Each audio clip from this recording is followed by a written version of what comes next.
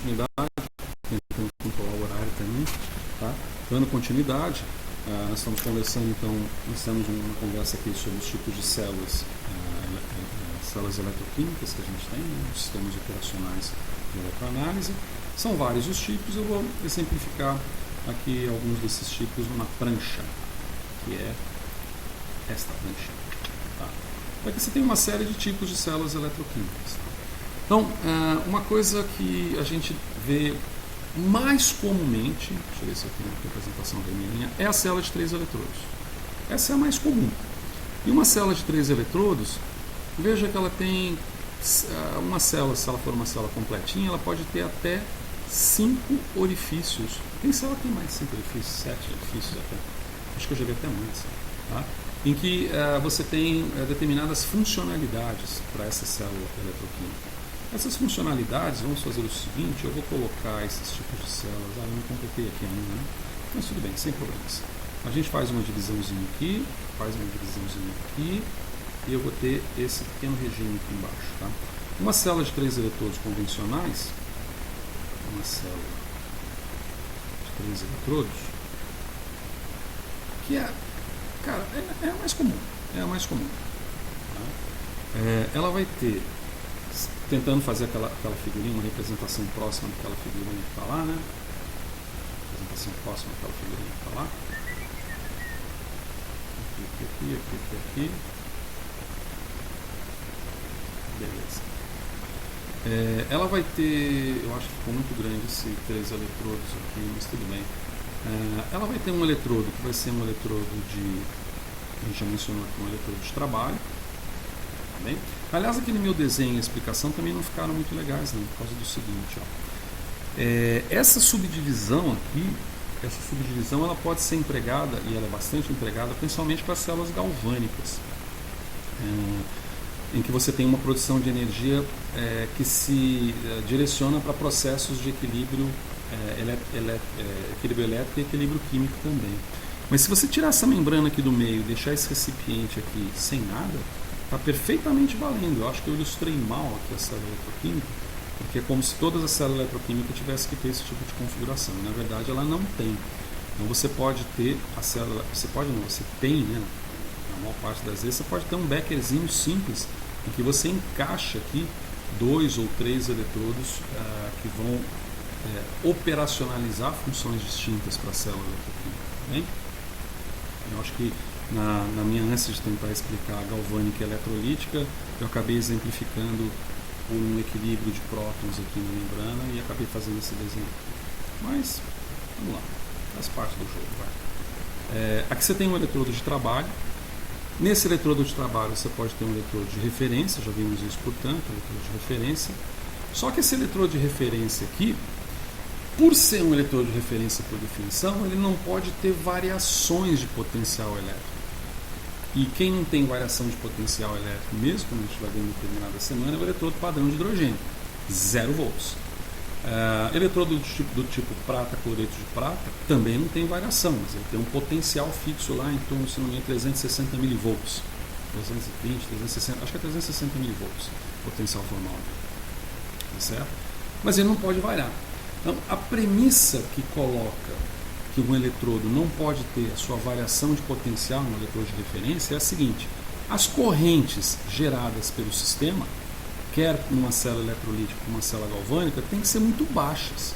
Porque se você tiver uma corrente minimamente significativa em relação à corrente que é medida pelo analito, você pode ter variações no eletrodo de referência. O eletrodo de referência normalmente já é feito, por exemplo, um eletrodo convencional com prata, cloreto de prata, ele já é feito com uma quantidade de cloreto de prata suficiente para evitar que, depois de muitas reações químicas que ocorram nele, ele continue sendo estável do ponto de vista da sua funcionalidade de potencial elétrico, não haja variação de potencial elétrico. Então, se você tiver que trabalhar com grandes correntes, você tem que trabalhar com bons eletrodos de resistência. Mas na dúvida, o que a gente faz? A gente pega um eletrodo muito bom, ou constrói ele no laboratório, de referência, e sai usando ele, independente se você está trabalhando com nanocorrentes, ou microcorrentes, ou milicorrentes, né, que são mais potentosas. Agora, há formas de você tentar evitar que haja uma variação do potencial elétrico do eletrodo de referência. Até porque se você comprar um eletrodo de referência comercial, preço mínimo R$1.000, né? Eletrodo nacional, R$1.000. Eletrodo da Metron, por exemplo, R$5.000, um bom eletrodo. Colocando esses preços aqui em agosto de 2020, tá bem?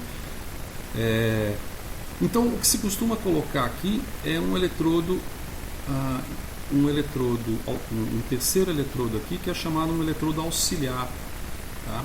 E muitas vezes também é denominado CE ou contra-eletrodo. E é por isso que aparece naquela imagem lá os três eletrodozinhos, o contra-eletrodo ou auxiliar. Normalmente, esse auxiliar é feito de um metal nobre, uma platina, que é cara pra caramba. Não pode ser ouro, não pode ser carbono, pode ser um bastão de carbono, pode ser o bastão interno de uma pilha pequenininha, pode ser um grafite, se for um grafite de boa qualidade, tá certo? Porque, na verdade, ele serve simplesmente para evitar que haja alterações de potencial elétrico no eletrodo de referência, mediadas pela ação do eletrodo de trabalho no sistema, tá certo?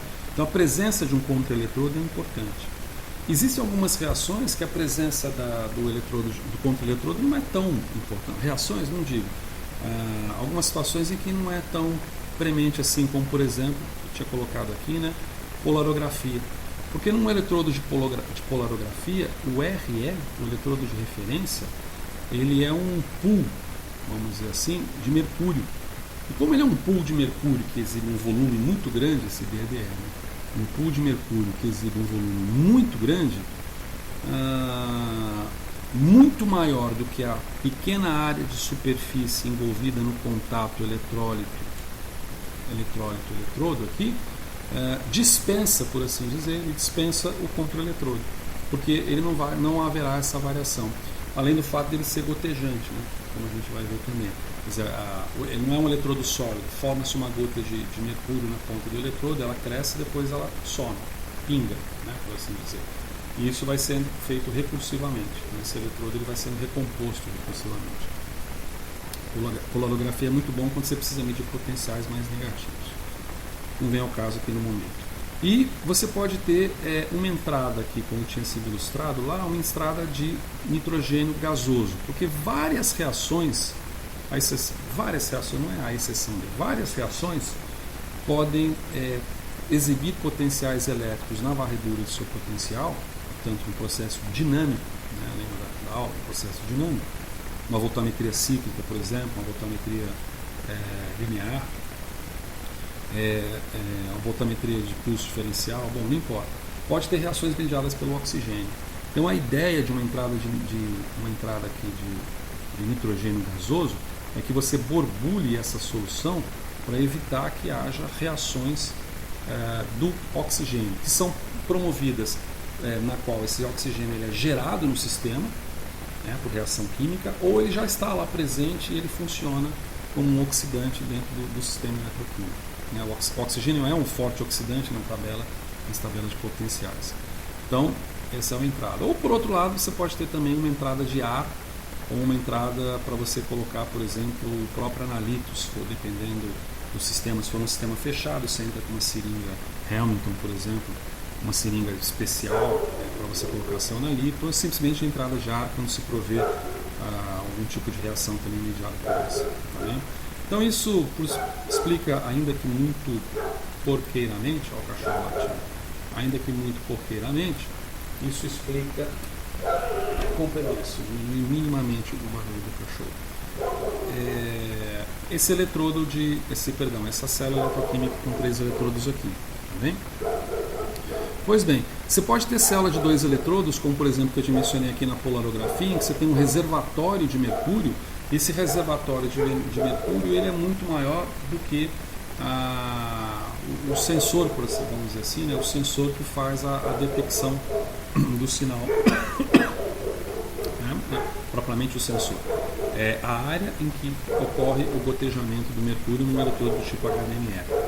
Mas você pode ter também eletrodo dessa natureza, ó, 2 eletrodos, em que você tem, por exemplo, um eletrodo de referência de um lado, um eletrodo de trabalho do outro lado, e aqui você tem o bulk, né, por assim dizer, você tem um revestimento aqui de contato com a solução eletrônica, né, com a solução eletrônica, ou então com gel, alguma coisa assim.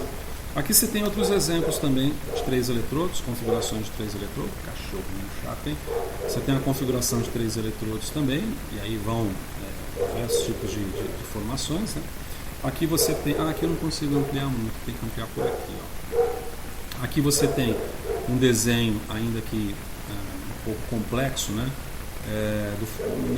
Um desenho esquemático, né, de uma célula eletrolítica. Existem 2 configurações principais, essa é uma delas.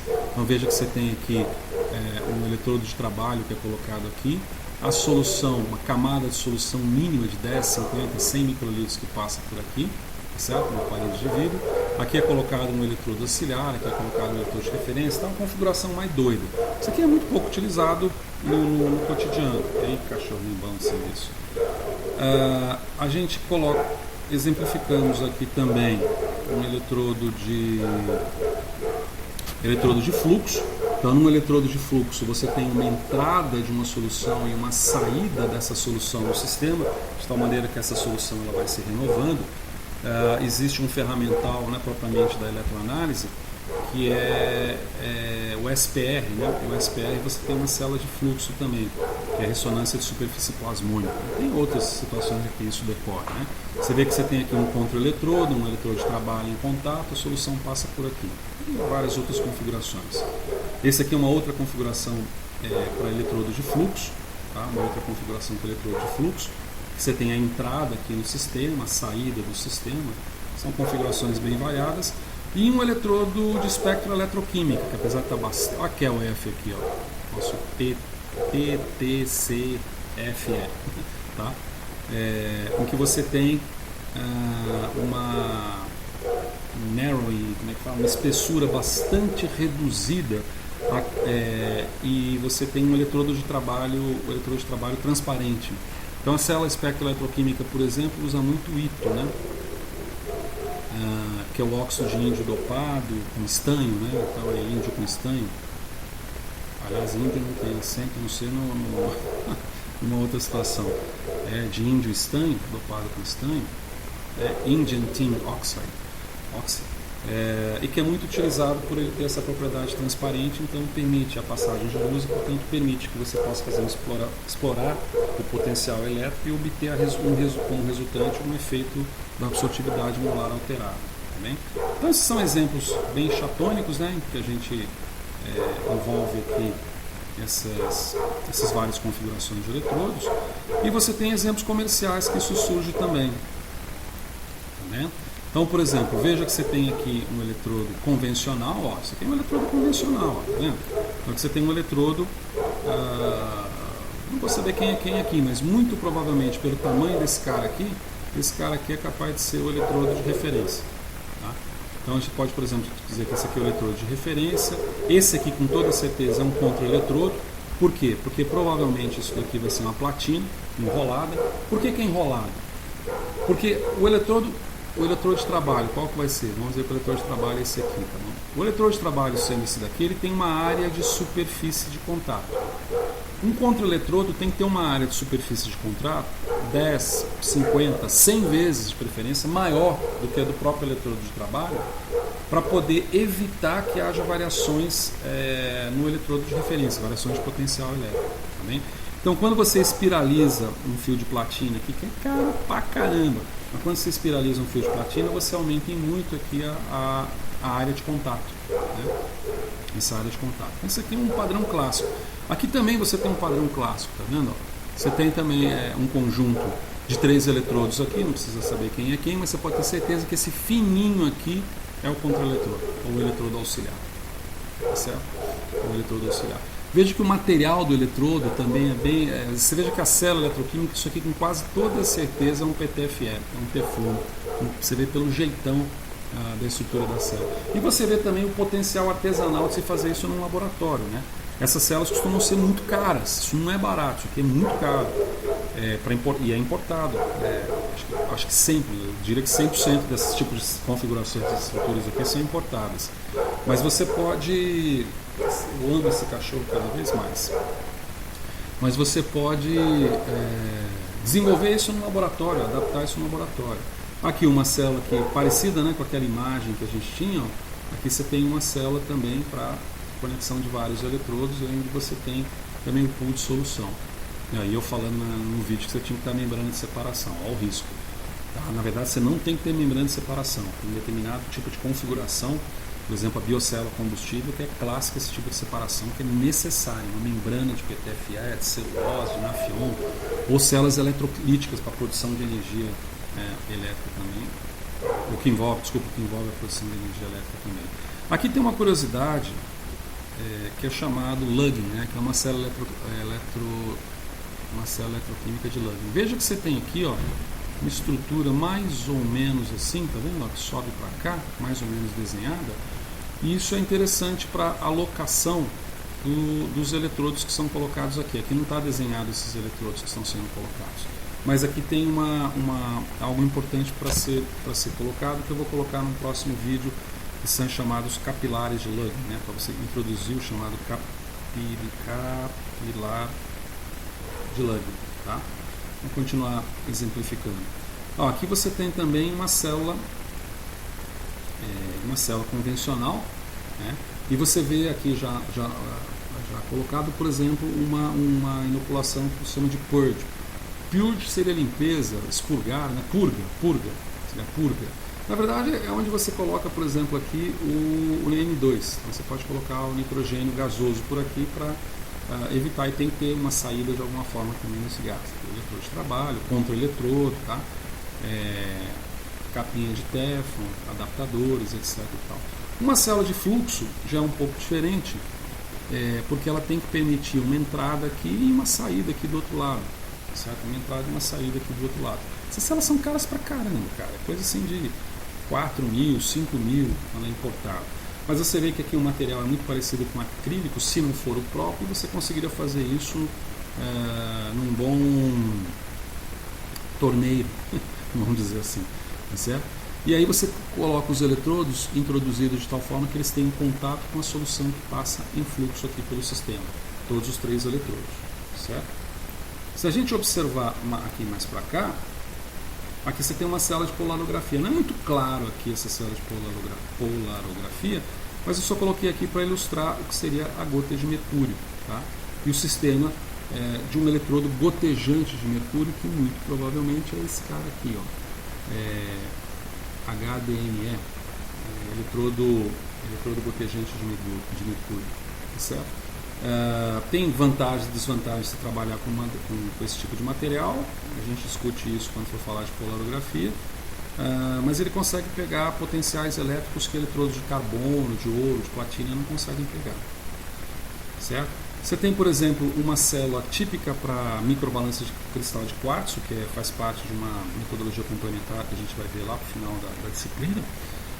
Mas que basicamente se baseia numa diferença, assim como você tem uma célula de espectroeletroquímica, cujo princípio envolve a detecção de variações de absortividade em decorrência da varredura de potencial elétrico. Aqui você tem uma varredura de potencial elétrico e percebe variações pequenas de massa, da ordem de nanograma, tá? De massa, nanograma, 10 a menos 9 do grama. Então você tem locais para colocar eletrodo de referência, contra-eletrodo, e o eletrodo de trabalho, na verdade... O eletrodo de trabalho, ele é essa chapinha aqui, que na verdade não é propriamente uma chapinha, é alguma coisa, deixa eu ver, fazer uma representação mais ou menos, tá? É alguma coisa mais ou menos assim, que encaixa lá dentro, e você tem uma superfície aqui que normalmente é uma superfície de ouro, e essa superfície de ouro é que acaba atuando como um eletrodo de trabalho, tá? Isso aqui é conhecido como um cristal de quartzo. Um cristal de quartzo você encontra, quer dizer, não é um cristal de quartzo comum, né? É um cristal de quartzo em serra lixada. Normalmente você encontra isso em televisor, cristal de quartzo. Mas esse daqui não é um cristal de quartzo adaptado para receber uma camada de ouro, sistema de vaporização, uma série de outros detalhes, mas que faz com que esse aqui seja o eletrodo de trabalho.